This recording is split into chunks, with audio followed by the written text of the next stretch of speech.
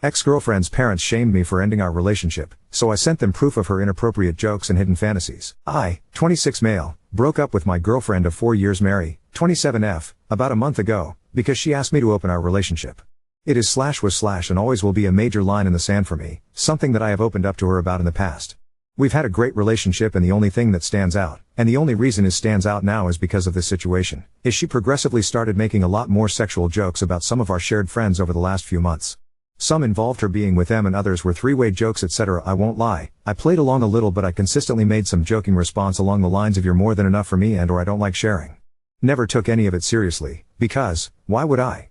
Until she asked and I found out/realized that she was probably trying to gauge my response and see how open I was. Mary asked when we were getting ready for bed about a month ago, kinda bluntly. I was scrolling on my phone and she was getting changed and goes, "If I asked you to open the relationship, would you?" This might sound super corny, but it was like I had an out-of-body experience and all of the above hit me at once. All the jokes and comments so far made sense in a "she's trying to butter me up to the idea" kind of way, and went really numb for a second. To her credit, she must have seen how freaked out I was and asked if I was okay. I pretended I didn't hear her and asked her to repeat herself, and she was really hesitant too, kept saying she didn't say anything, and only repeated it when I insisted. Then, I went to voice notes, set it to record and put my phone down to talk to her.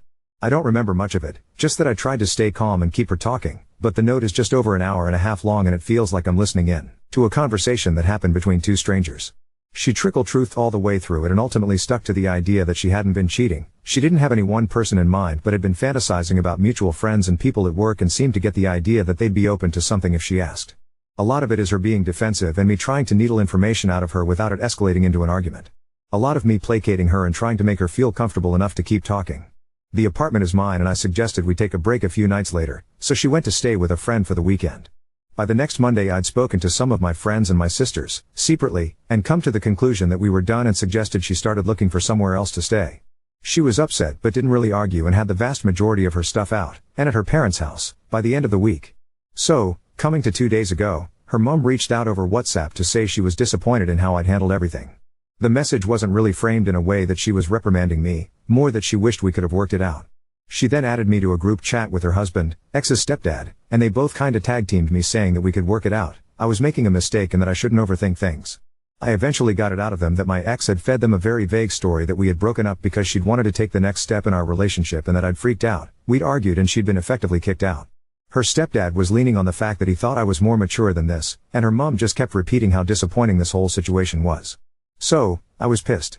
In the heat of the moment, I told them I had the recording of our conversation that I could send that would explain what she actually meant about taking the next step. I initially tried to email it to them, but it was being a ball ache, so I eventually shared it via Drive. In the meantime, I took a few screenshots of my ex and I's messages, ones where she had made jokes and comments about sex with our friends and a lady from her office, and sent them along to that shared chat group.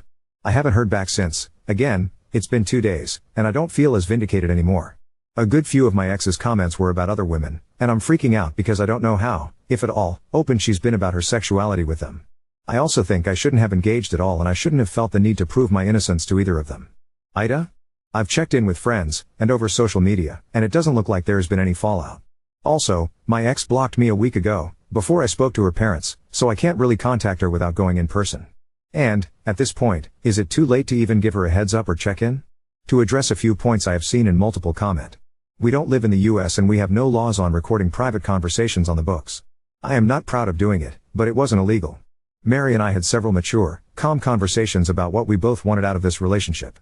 Mary wasn't sure if she wanted to stay and kind of admitted to self-sabotaging by asking about opening the relationship. Mary and I have been friends since we were 11. Her mom was my coach when I swam competitively, and our friend group and families are very close and intermingled, so she was wary about what would happen if we went on a break or fully broke up. I was not trying to punish her for being open to polyamory.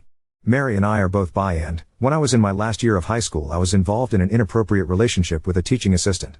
He was arrested and registered as a sex offender, but during the time we were involved, he convinced me to be with other people as well. He effectively pimped me out for a year and physically assaulted me when I eventually said no and tried to cut him off. Mary knew all of the above, as she helped me through it at the time, and I was very clear that I can't do something like that again. I know that what I went through wasn't an actual open relationship, but it was very much framed as one, and that has stuck with me. I would never put down other people for doing it, but I made this all very clear to Mary and the other serious relationship I was in before her. I've carried a lot of issues from then into future relationships, and I am in therapy and have worked with Mary to not punish her for what other people have done to me, but for as great and supportive Mary was, she did have an issue with trying to gaslight me. She would say one thing and then, typically during an argument, would vehemently argue otherwise and genuinely make me question myself. It took her coming to therapy with me, and me sometimes showing her texts, for her to realize this was a problem and we had been working on it together. Me recording her was still not right, but it wasn't an attempt to gather something incriminating, it was just a response. It was a poor response that I shouldn't have done, but it wasn't malicious nor did I intend to send it to anyone at the time. Also, since making this post and reading your replies, I have gone back to her parents to apologize. I did initially try and tell them that she wasn't being honest and that I wanted to keep things private, but they kept going on about me being immature and that this was disappointing. I'll be honest, I got a bit angry again rereading some of their messages, but it really didn't warrant me outing Mary the way I did. I appreciate everyone's judgment. Update 1. I came to this sub because my mind was all over the place yesterday and you all helped me clear it up a little, even the people who clearly weren't trying to be helpful. As a result, on reflection, I'm not sorry for recording her. I understand that people don't like the idea of being recorded by an intimate partner, especially when having an intimate conversation, and you, naturally, support Mary on that front out of solidarity, but all I can say is, you do not know what Mary is like or what our relationship was like either. A little before she came to therapy with me, and the incident that pushed me to try and get her to come with me, Mary texted me to pick her up a Smarties McFlurry on the way home from work. When I brought it home and gave it to her, she told me she asked for a dairy milk one they don't even do here anymore, and rolled her eyes at me not listening to her again. Trying to show her what she had sent led to a 15-minute shouting match which resulted in her throwing her ice cream at the wall and shattering my phone screen. That's one incident of many. She once told me I was flirting for holding the door open for a group because there were girls you were clearly trying to impress with them, and went on such a long tirade about my male chivalry was just a selfish way to gain attention from women beyond her. I am not apologizing anymore for recording her. I wouldn't have had such a visceral need to defend myself if I wasn't with someone who kept hurting me. I made that recording because I knew she would lie, and she did. But I thought she would lie to me, not to other people, and I wanted it strictly so I had her words, they're on my phone, should she start claiming she said anything else. At the end of the day though, we didn't end up having any of that and we parted maturely. I understand that a lot of you won't believe that was my intention, and I'll just have to live with that. Beyond all that, I am still sorry for sending it to her parents as a way to get back at her. Her parents have always been very pro-LGBTQ+, so although it wasn't right to out her, I was massively overthinking them harming her or kicking her out. At most, exposing her interest in polyamory would have embarrassed her, but nothing I shared would have put her in any danger. That being said, I saw red during that exchange and saw this as a way to finally show people I wasn't misremembering things. It was spiteful and vindictive, and I can see so many different ways I could have dealt with the situation more calmly, but I was angry and I didn't do any of them. And for that I am still sorry. Like I said in the edit to my previous post, I apologize to her parents. I apologize for getting angry, cussing them out, and for sharing private information about their daughter to them. I fully acknowledge that I was being spiteful and that it was a harsh escalation of a response. Anne and Paul, what I'll call them for this post, accepted it at face value, but asked if I could come over for lunch this afternoon so we could have an actual conversation. It was nice, but really awkward too. Mary wasn't there. I apologized again and Paul and Anne said they were sorry for interfering and not giving me a chance to tell my side. We both agreed we'd acted inappropriately and that, going forward, we wouldn't involve ourselves in this topic. Left things on relatively better terms, but I'm not going to talk to them for a while. Above everything, they are Mary's parents and they will always be in her corner, as parents should be, so keeping my distance is in everyone's best interests. As for Mary, she unblocked me late last night and let loose a tirade of angry messages. They mostly, of course, consisted of how creepy and disgusting I was for recording her. Again, I recorded her because I knew she'd lie and all she did was prove my point, to which, despite still cussing me out, she had no real response for. I got from her, Anne and Paul, that things are understandably awkward, after what I'd shared, but she's still staying with them, for the time being. They've not discussed it with her, beyond letting her know they'd heard the recording and now knew she'd lied, but there has been no indication of negative consequences. And that's it. I'm reeling from 4 years of a relationship being over, of my girlfriend and best friend using my own trauma as a way to make me break up with her and then pretending everything was okay just to lie about me behind my back. But what is hurting me more is how I only now understand, from reading replies to my post and talking to my friends, that I was with yet another abuser and I am nowhere near as strong, or as over what happened to me, as I thought. Thanks for your help. Oop. In addition to my post, I want to make something crystal clear. The people still going through the comments claiming that Mary asking for an open relationship is some indicator of modern women, or her, being inherently promiscuous, or using it to push some narrative, were weird and annoying. In addition, the people who deliberately skewed the order of events and or tried to patronizingly psychoanalyze me, to try and frame me as worse than I actually am, were especially unhelpful. I understand that what I did struck a nerve with a lot of people, and I wholeheartedly recognize how I did not do what a lot of people would have preferred I do in that situation, but I came to this sub for advice and judgment. So, please judge me for what I did, not what you think I did. Now on to second story. Boyfriend moved in 3 weeks ago, my things started disappearing and reappearing, and his angry denial is making me question reality. My boyfriend of 5 months just moved in with me 3 weeks ago. He had some problems with his apartment, damp walls, and it has to be renovated. As my roommate is currently spending some time abroad, I told him it would be okay if he stayed at my place for 4 to 6 weeks, he'll be able to move back to his own apartment by that time. So, now we've been living together for 3 weeks and things started out great. Jealousy had been a bit of a problem between us because we often go out separately probably once a week, but coming home to the same apartment helped him get over his unjustified jealousy. But there has been one new problem. Now, this may seem petty at first, but I'm really at my wit's end with this one. Ever since he moved in with me, things started disappearing and then reappearing one day later in the same place they were missing from. I'm talking about documents, small household items and food. And it's not like losing keys and then finding them again somewhere. I specifically look for something in a certain place where it isn't, but is there the next day. For example, I like to take a chocolate bar with me to work in the morning, and for that, I normally have a pack of chocolate bars at home. Shortly after he moved in with me, I woke up to find all the chocolate was gone. I asked him about it, he said he didn't know anything about it. I come home just to find the chocolate bars are in the cupboard again. I ask him, he says he doesn't know anything about it. Maybe you just didn't see them in the morning. We're talking about a large pack with about 12 chocolate bars, how can I not see that? At first, I thought it was maybe some strange kind of humor, but he seems angry when I bring it up and it's starting to really piss me off, because sometimes, it's been items belonging to one of my friends that I wanted to give back to them and then couldn't, or it was certain documents I needed for a certain day. Now, I have absolutely no idea what this is about. I am not crazy, I just don't understand at all. He gets really angry when I talk about it, saying I'm making this up just to cause drama. Why should I? Update 1. After I read all your comments and did some reading on gaslighting, I was really freaked out. Plenty of you told me there were other red flags in our relationship. It got me thinking and more stuff came to mind that should have worried me a long time ago. Our whole relationship felt pretty rushed from the start. I didn't even want to date, but he showered me with romantic gifts/gestures/date ideas/texts and I finally gave in. He was pretty upset when I didn't want to say I love you from the start, when I didn't want him to meet my family right away, when I didn't want to have sex without a condom, you don't trust me, and when I didn't want to book an expensive vacation with him. He was very jealous and didn't want me to go out without him, although he went out with his friends all the time.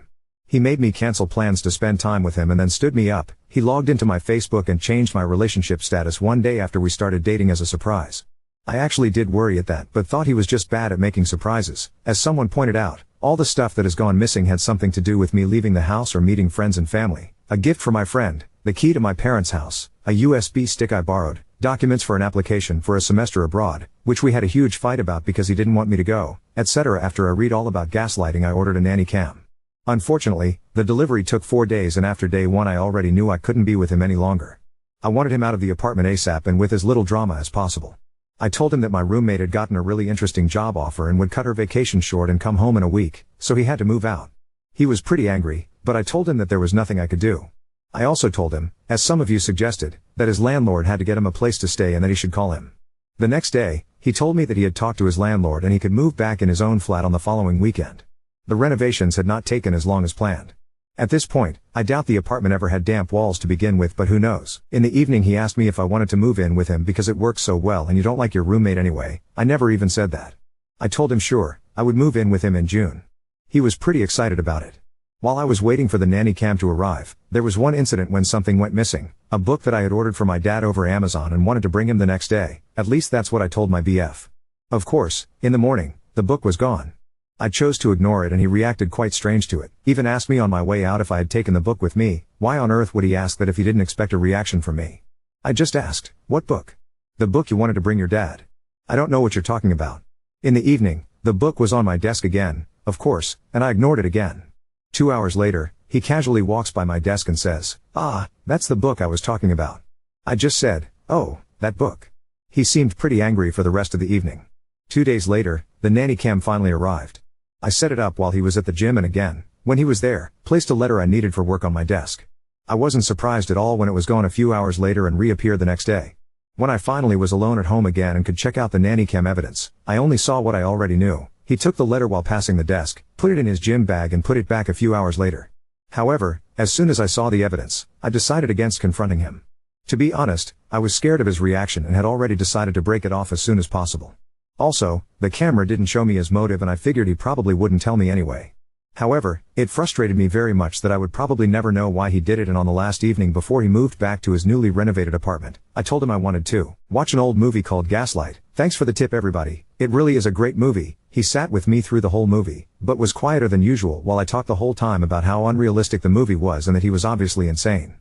I actually expected some kind of reaction from him, but he just sat there looking nervous.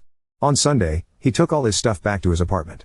My brother had organized someone to come and change the locks, and as soon as that was done, I wrote my BF a text telling him that it was over, I had no interest in being contacted again, that our breakup was final, and I thought it was very sad that he had to hide my things to keep the relationship interesting. Since then, he called me more or less non-stop, but I haven't picked up and I won't. I know, this isn't the most heroic or exciting ending. I could have confronted him with the video evidence, but instead I cowardly broke up with a text message. However, I really didn't want to confront him and have a dramatic fight.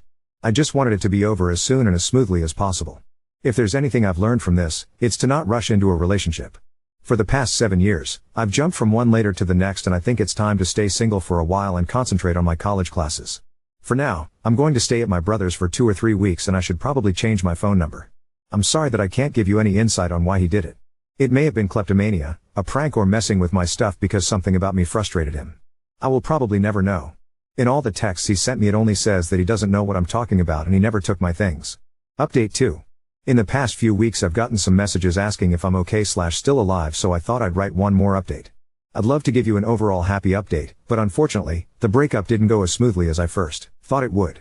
I never picked up when my ex called me and never wrote back to one of his countless messages, but I read most of them, and there was a certain shift in his messages after about 4 days when he suddenly went from this, "I love you and miss you so much. I don't know what you think I have done, but I can assure you I didn't do anything wrong. Whoever told you that is a liar. Please give me another chance." To this, "You're such a whiny bitch, no wonder you can't hold up a relationship with anyone. I hate you and there's no second chance for us no matter how much you wish for that. For your own sake, pray to not ever run into me again." I blocked his number later that same week, but had an overall bad feeling when some strange things happened. Some friends of mine called to ask if I'm okay, and they were all under the impression I had broken up with him because I wanted to concentrate on my mental health. Twice, I came to work and everyone was surprised to see me because someone had called to let them know I wasn't feeling well enough for working. When I asked who that was, they said he told them he was my doctor. Also, my ex wrote to my mom on Facebook, "They actually never met in person!" Pretending to be a concerned friend asking about my well-being after my latest breakdown. It was very easy to clear some of that stuff up, especially with my family, but it was harder to do so at work. After 3 weeks at my brother's, I decided to move back into my own apartment, which was not a good idea. On the second evening I saw my ex in front of the building, and then I saw him at least every other day, standing on the other side of the street just looking across. After about a week, someone started to ring the bell at 3 a.m. for 5 days straight. Also, 3 times I came home and found a little piece of paper in front of my door with a flame drawn on it. It creeped me out so much that he somehow managed to get into the building. I grew more and more afraid to leave the apartment and finally decided to move back in with my brother and his family. My friend, whom I shared the apartment with and who is currently abroad, didn't take too well to the whole story. She was furious when she heard I changed the locks without telling her, and even more furious when I told her I'd be moving out because that was not what we initially agreed upon. However, I just can't go back there. In hindsight though, I probably should have involved her more in the process. I did ask her parents if it was okay to change the locks as it is their apartment, but I didn't speak to her about it. I feel really shitty about letting him stay in her apartment in the first place. I also went to the police to get a restraining order. It was a surprise to me how hard it is to get one of those. I needed not only evidence of him harassing me but also evidence of him threatening my safety. However, after long hours and much patience from my SIL, I got one. The bright side is that I got approved for my semester abroad, which starts in October. To not burden my brother any longer, I will already leave in August and maybe travel around a bit. I'm already in a Facebook group with all the other exchange students that will spend the next semester there, and I think I certainly won't be alone. When I'll come back, I'll be looking for a small apartment on my own. I still don't have Amazon Prime. I'm sorry.